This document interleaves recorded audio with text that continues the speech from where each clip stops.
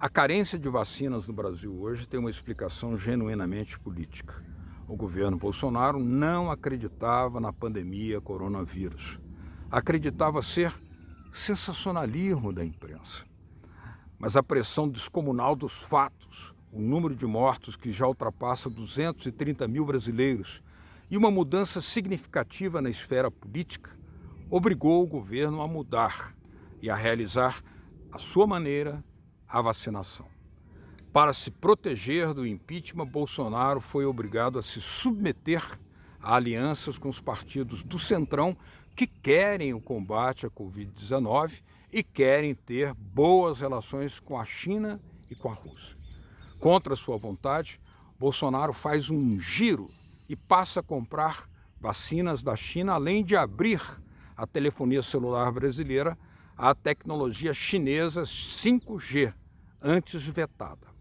Além disso, muda as regras sanitárias rapidamente para permitir a entrada da vacina russa Sputnik V.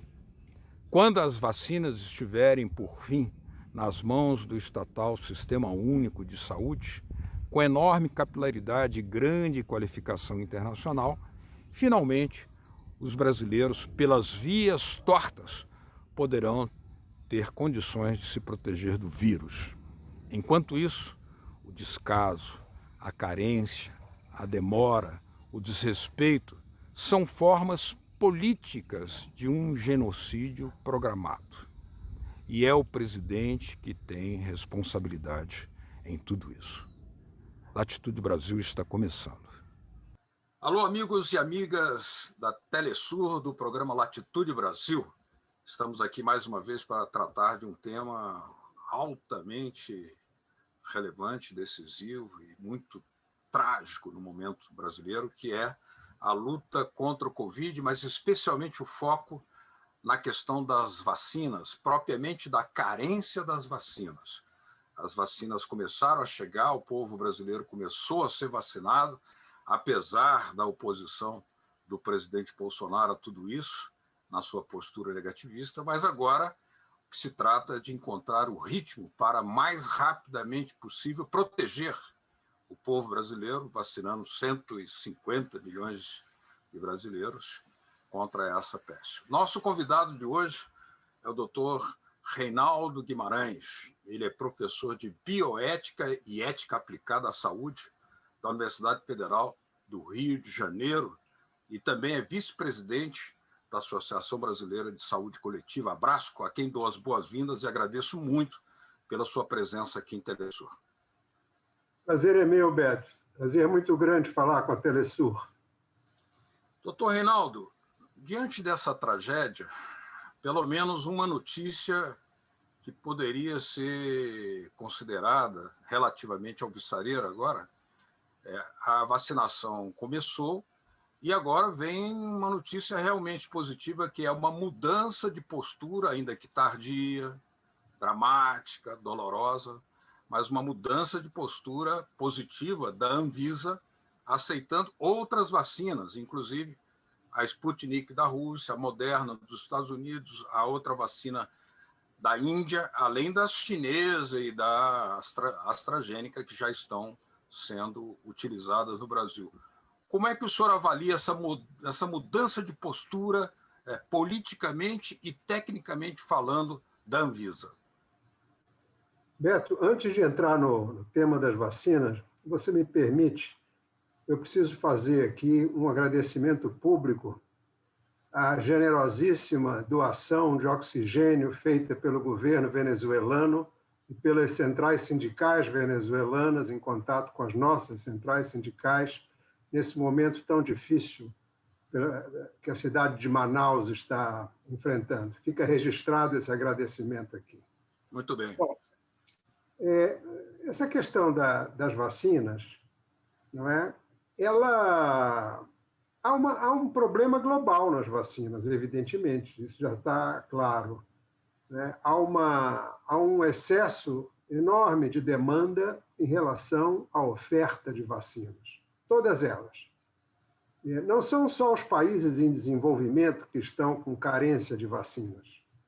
A União Europeia, a Alemanha, a Espanha, Portugal, todos eles estão reclamando que vacinas já contratadas e pagas não estão sendo fornecidas segundo o cronograma dos respectivos contratos.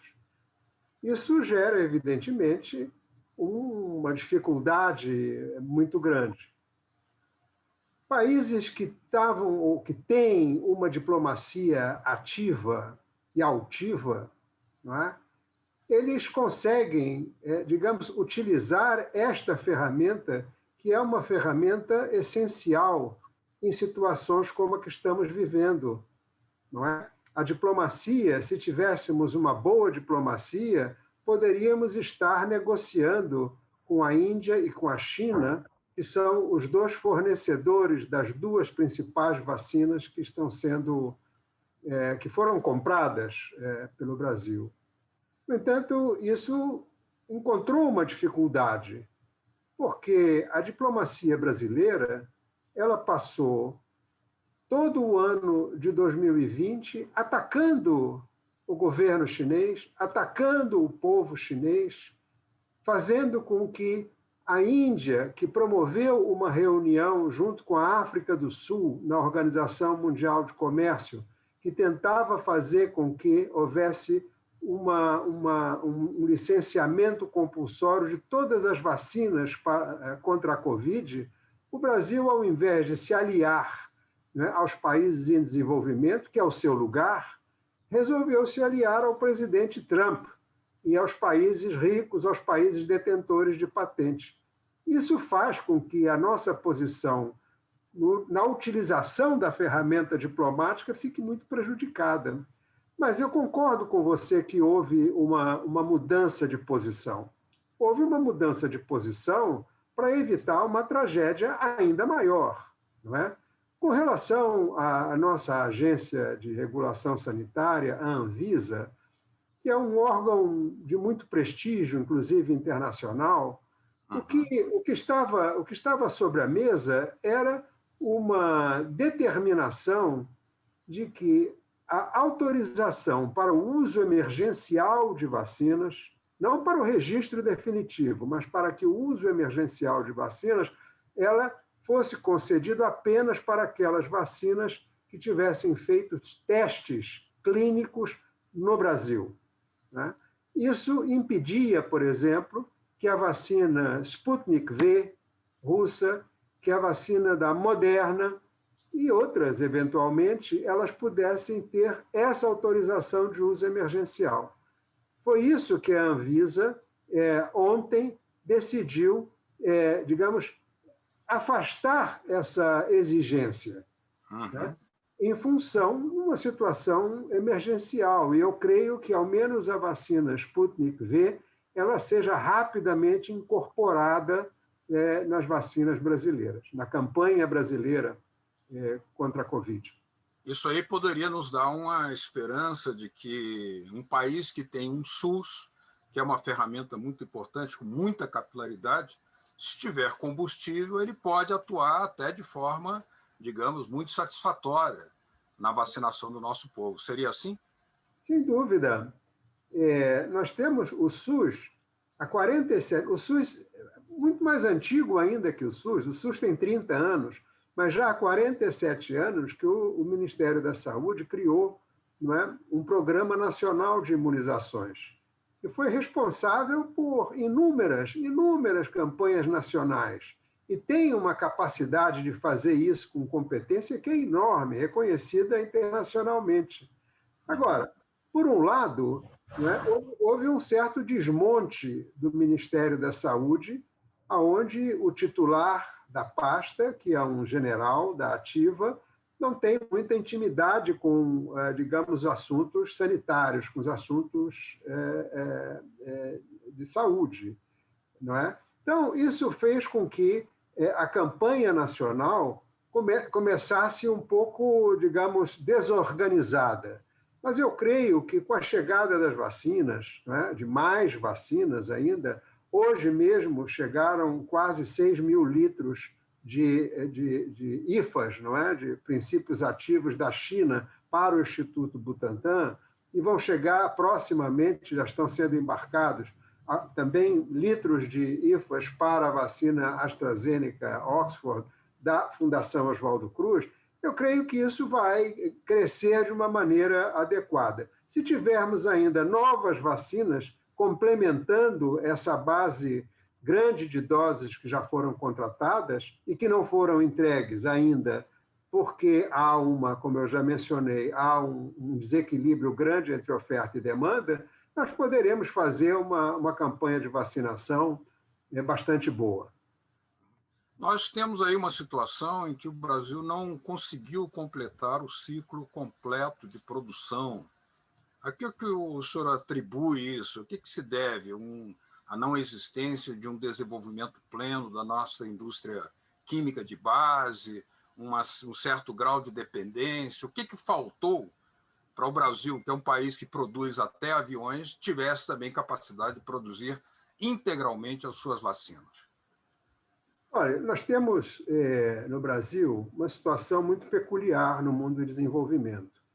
Nós temos dois institutos, que é o Instituto Butantan em São Paulo e a Biomanguinhos na Fundação Oswaldo Cruz, que são responsáveis há muitos anos, por grande parte, não é, das vacinas que compõem a cesta de vacinas do Sistema Único de Saúde.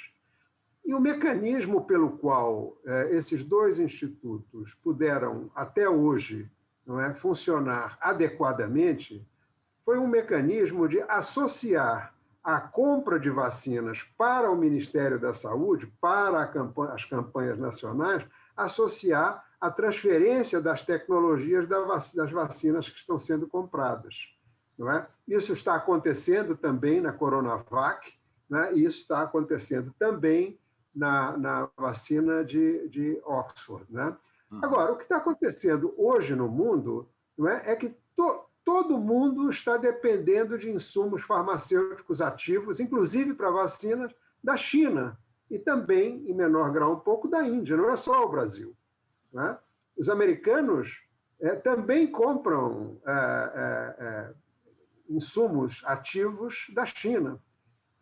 Né? No Brasil, nós tínhamos uma indústria farmoquímica, que é a indústria que produz insumos farmacêuticos ativos, muito mais vigorosa do que temos hoje. O que aconteceu? O que aconteceu é que, no início da década de 90, houve uma abertura comercial extremamente irresponsável, do meu ponto de vista, que fez com que os produtos farmoquímicos brasileiros não tivessem mais condições de competir com, naquela época, já a China e, principalmente, naquela época, a Índia, podiam cobrar. A mão de obra lá era muito mais barata, não é? Então, não deu para competir. Então, a maior parte das farmoquímicas brasileiras, ao longo de meados dos anos 90 para cá, fechou. Nós temos Isso se refere ao período em que coincidiu com a era da privataria, que exatamente. Um monte da indústria estatal brasileira, enfim, da própria economia brasileira. Os governos Collor, não é? E que foi seguido pelo governo de Fernando Henrique. Não é? Eles promoveram essa abertura comercial completamente irresponsável, não é? Sem nenhuma garantia, sem nenhuma proteção. Exatamente o oposto, não é? O que a Índia e a China fizeram. Em 94, foram celebrados os acordos TRIPS, não é? Que homogeneizaram, harmonizaram a política de propriedade intelectual em todo o mundo. Ok, os acordos TRIPS, por pressão dos países em desenvolvimento à época, eles conseguiram que o TRIPS ele concedesse até 10 anos para que as indústrias dos países em desenvolvimento pudessem se adaptar às novas regras de proteção da propriedade intelectual. A China fez isso. Não é? A China só entrou para a Organização Mundial de Comércio em 2001. A Índia aproveitou os 10 anos, a Índia só se adequou A indústria indiana só se adequou às normas da TRIPS em 2005. Né? O que aconteceu no Brasil? O TRIPS é de 94, 1994. O Brasil, 2 anos depois, ainda governo Fernando Henrique, né, fez uma lei de patentes que abraçou integralmente as regras restritivas de propriedade intelectual da TRIPS e colocou ainda mais regras restritivas para a indústria brasileira. Era a época onde vicejava o neoliberalismo, onde vicejavam políticas ultraliberais. Isso, com a nossa farmacêutica, ela quase matou. A nossa indústria farmacêutica, ela encontrou uma saída, não é, no campo dos genéricos, dos medicamentos genéricos, e ela se fortaleceu muito a partir dos genéricos. Mas não existe genérico de vacina. Não existe genérico de vacina. Então, nós estamos com esse problema. Nós estamos tendo hoje uma revolução nas vacinas. Né? Nós temos hoje tido novas tecnologias para vacinas. E Butantan e Biomanguinhos, não é? Eles vão ter que se adaptar a isso. Eles vão ter que se capacitar nessas novas tecnologias de vacina. Aliás, a vacina da Oxford, da AstraZeneca, ela usa uma tecnologia muito nova, que é de vetor viral. Não é? E isso já é uma possibilidade de avanço, de aprender a fazer. O quadro geral, eu creio que é esse. Muito bem. Nós vamos fazer uma pequena pausa aqui na nossa conversa com o Dr. Reinaldo Guimarães, que é professor de Bioética e Ética Aplicada à Saúde da Universidade Federal do Rio de Janeiro, e voltamos já já conversando em torno de carências da vacina em pleno combate ao coronavírus, que no Brasil já levou mais de 220 mil vidas. Já já voltamos.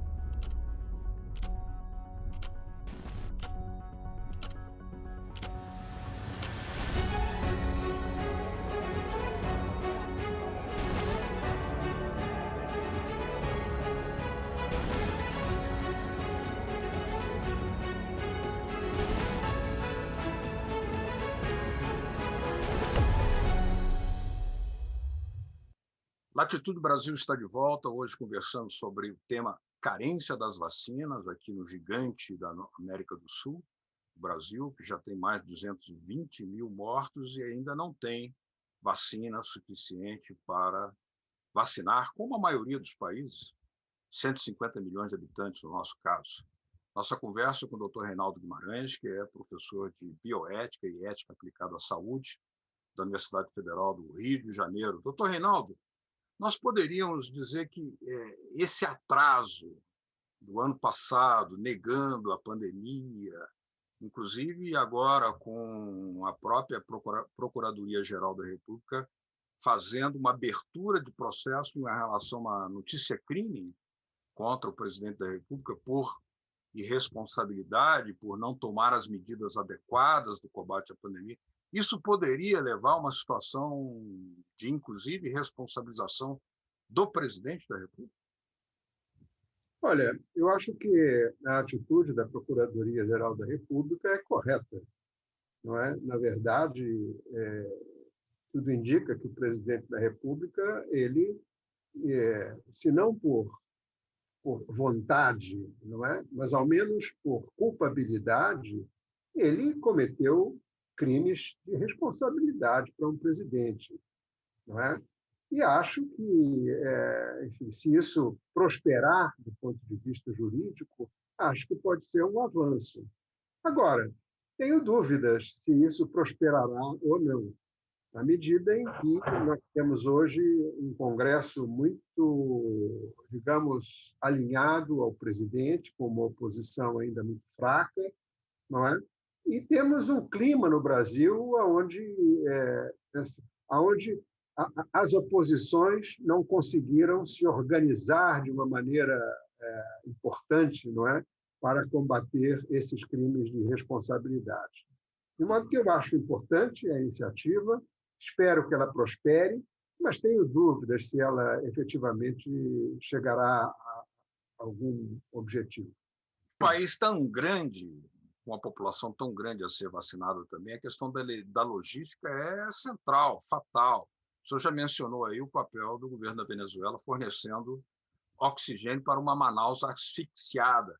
Mas o presidente Maduro conseguiu ter capacidade de logística, apesar das sanções, e salvar vidas em Manaus. O que nos faltou? O que deveria ser feito? Se o senhor estivesse no comando da logística do Ministério da Saúde, o que faria agora, doutor Reinaldo?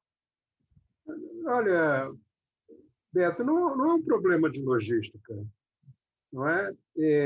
O Sistema Único de Saúde, talvez a principal característica dele é a sua capilaridade. Ele está presente nos 5.500 municípios brasileiros. O problema está em outro lugar.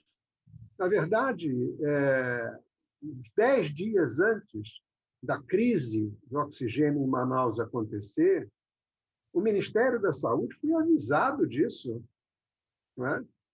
E poucos dias, não fez nada, e poucos dias antes, o ministro da Saúde foi a Manaus, não para tratar desse problema, que era o problema grave, agudo, mas para receitar cloroquina, hidroxicloroquina, outros tratamentos que a gente sabe que são inócuos.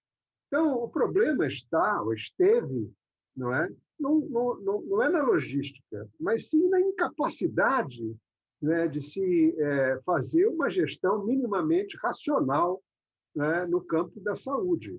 Né? Foi incúria, né? Foi desleixo por parte das autoridades federais de saúde. Isso é que levou a Manaus o que aconteceu por lá.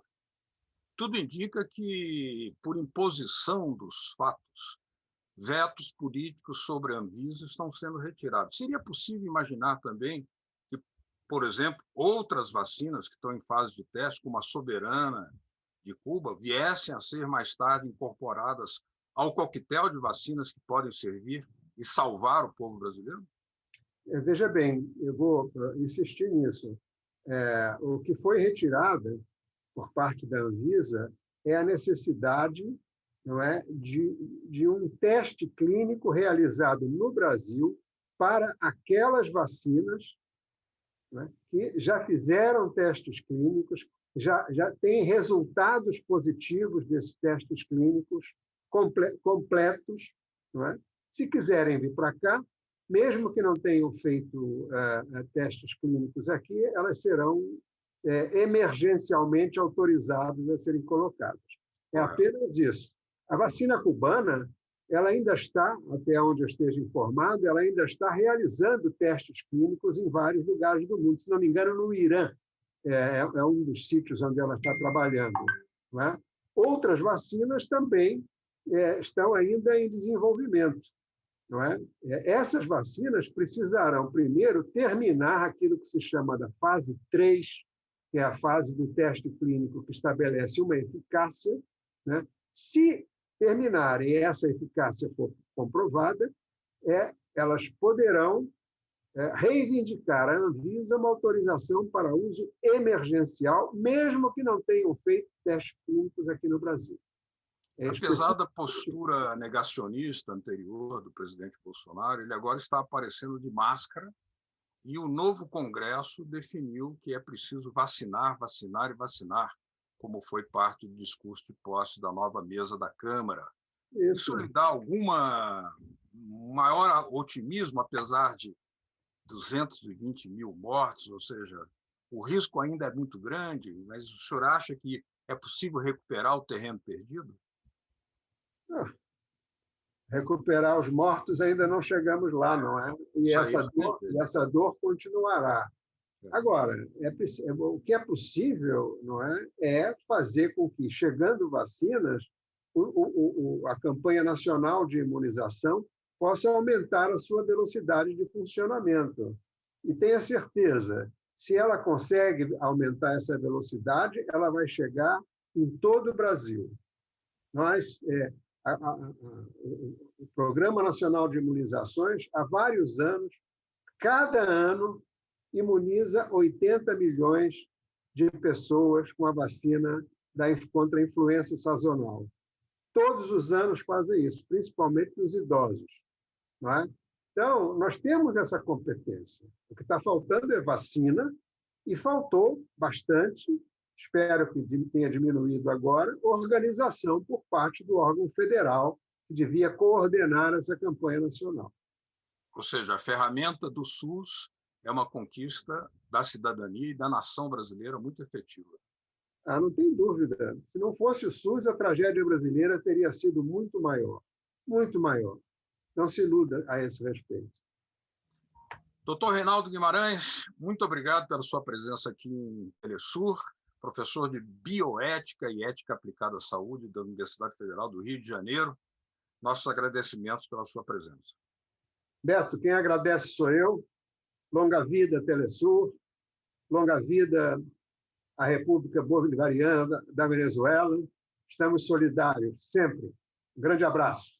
Muito obrigado, aquele abraço. A vocês de casa que nos acompanharam, obrigado pela atenção. Até o próximo Latitude Brasil.